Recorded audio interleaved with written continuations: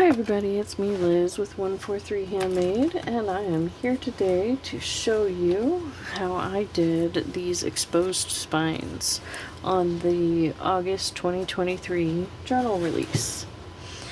So what I've done is I have my pages folded and ready to go. I started clamping them down. Just, you want to get in here and you want to measure as much as your your heart, to make your heart content, to your heart's content. That's the expression I'm trying to spit out. I just kind of eyeball everything and hope for the best. So I like to throw some clamps on here, so that way it's, anchors it in there. And I'll just set the other one aside for now. Now, it is important, because I do have pockets as the beginning of each signature, to make sure that you do know which way your cover is and which way's up and all of that. Now, in order to create a large enough hole to, put all of that fluff through, I do use the Crocodile Big Bite, Crocodile 2 Big Bite, and I used the larger hole. Yep, that's the right one. And then I just kind of put it in here, and I don't really measure. It does have a measuring device here on it, with the little slidey thingy to help you get it the same every time. I don't tend to do that. So it's gonna stick it in here about a third of the way up, and punch your hole, which takes, fair amount of force when you're talking about this many layers of fabric. Okay, so now I have this one hole. Okay, now what I'm going to do is I'm going to go down from there about an inch. So an inch away, which is just a little bit more than the black part on the crocodile.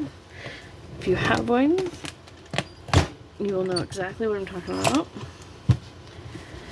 And there we go, two very large holes. And I will grab that in a second. And don't worry about if it doesn't punch through the fabric well. You can always get that with some scissors in a minute. Flip it around the other way, and again, stick it in about a third of the way.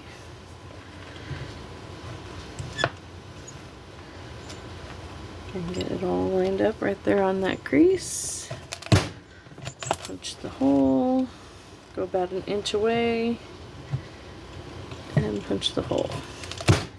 Now, I have no idea what the title, proper name of this type of binding is. I have no idea. But this is, it's just a simple, easy way to bind something. And now I'm going to use multiple threads, or, strands, I shouldn't say threads. And so you're only going around that much space. Now you can go around the center too. That would create an interesting loop that you tuck something else in. Hadn't thought about doing that. So I'm going to play with that idea. But what I'm going to do is I loop it around my finger and, just kind of grab it up like that. And that's about somewhere between 6 and 8 inches is what that gives me when I do it that way. Now you would have to figure out how your hand pulls stuff and all of that. And then I'm also going to snip it up here at that loop. So now I have 4 strands. 2 strands of the pink and 2 strands of the white fluffy. Now you have to decide, do you want all of that fluff on the inside or the outside? I thought it would be better to have it on the outside. And let's see, because I'm on camera, I'm going to go ahead and snip off another piece of this, because this will make it, and this is a quick, easy trick for when you're trying to thread something fluffy through a hole, is take something else that's much easier to thread through the hole. Oh wait, before I even try and do that, I need to flip it over. And we got to do a little work to the fabric. And just, you know, you can cut it off if you want. I would tend to just kind of push it out of the way using the scissor tips or with some tweezers even.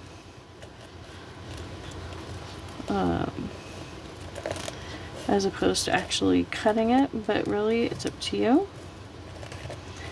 And let's see, where are my tweezers? They should be right here. Yep, here they are. These are super handy for doing this. What you do is you stick them through the hole. So I hope you guys can see that. Oh, something must have shifted. There they go. Okay, so stick them through the hole from the inside to the outside. So I'm going to show you a couple different ways of doing this. And get all 4 of the threads lined up.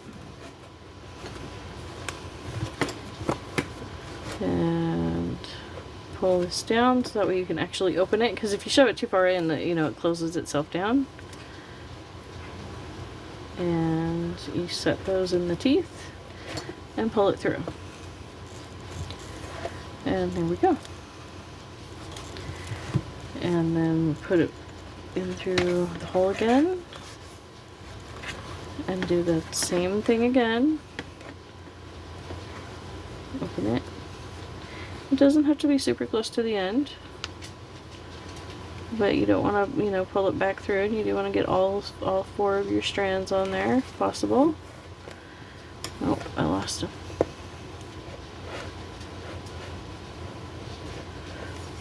And let's see, that's just one way to do it. Another way would be to poke them through. You know, however it works for you with your tools. You know, everybody's hands are a little bit different and what they're capable of doing comfortably. All those sort of things. Okay. So I think I have enough of that through to pull them. Okay, so I have a loop, so now I don't want to lose any of these, so I'm going to make sure I have all 4 of those pinched in this hand.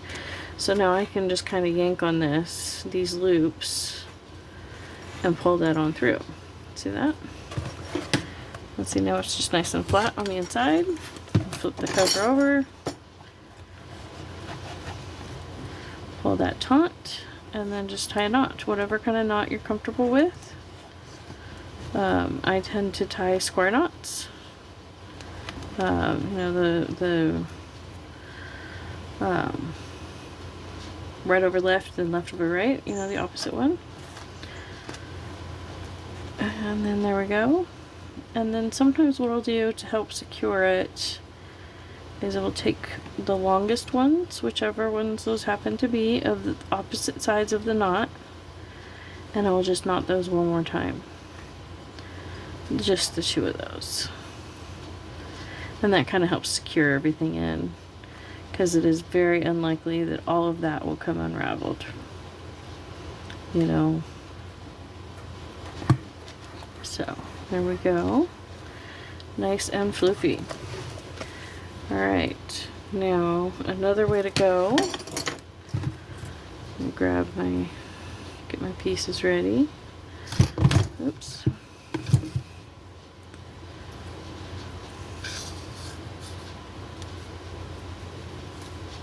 Let's see.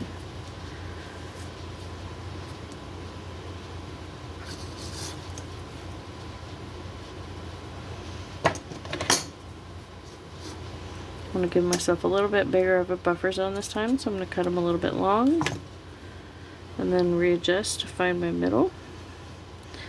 Get those strands roughly, you know, at the halfway point around my finger, and then cut them. So we're going to try this other method. I've done this a time or two. I don't know how well it'll work. This fabric seems to have really covered up those holes quite intensely. The others didn't fill in quite so much. But, so just, you know, kind of make sure that you have it cleared with whatever you have on hand, and then stick just the single strand through. And then create a loop like so, and then that way That was a whole lot easier to get through there. Don't want to lose that. So I'm going to stick a clamp on it. Hold those ends. And pull this all through this big loop. And then see how that pulls all of that through nicely? And that was easier than fighting all of those ends through. And so we're going to do that again, clear out the fluff.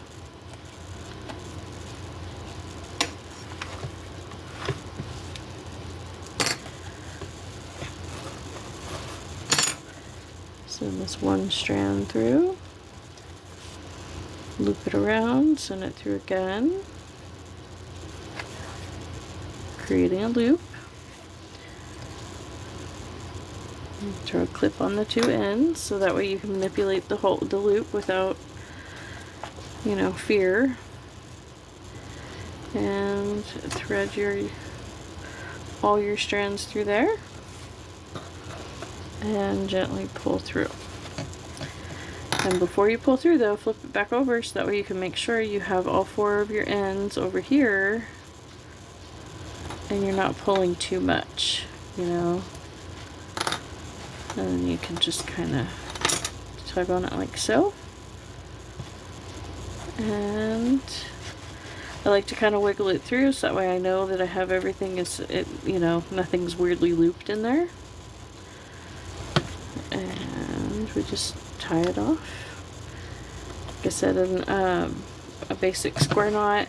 If you're concerned about it coming undone, what you can do is during this first just little loop, just like if you're tying your shoes, add just a dollop of glue right there. Just the tiniest drop is all it takes, because you don't want to, you know, goop up your fluff. But by doing that, when you make the other half of the knot and you tighten it down, you know, it really, you know, adheres. And see, look, I missed a piece. That's totally okay. It's not a big deal. What I will do is to kind of get it back in that same area is just grab one of the other ones and knot it around. I like to do that on the top anyways, you know, with just a single strand. It helps solidify the knot. There we go. So that is all I will do with the second signature as well.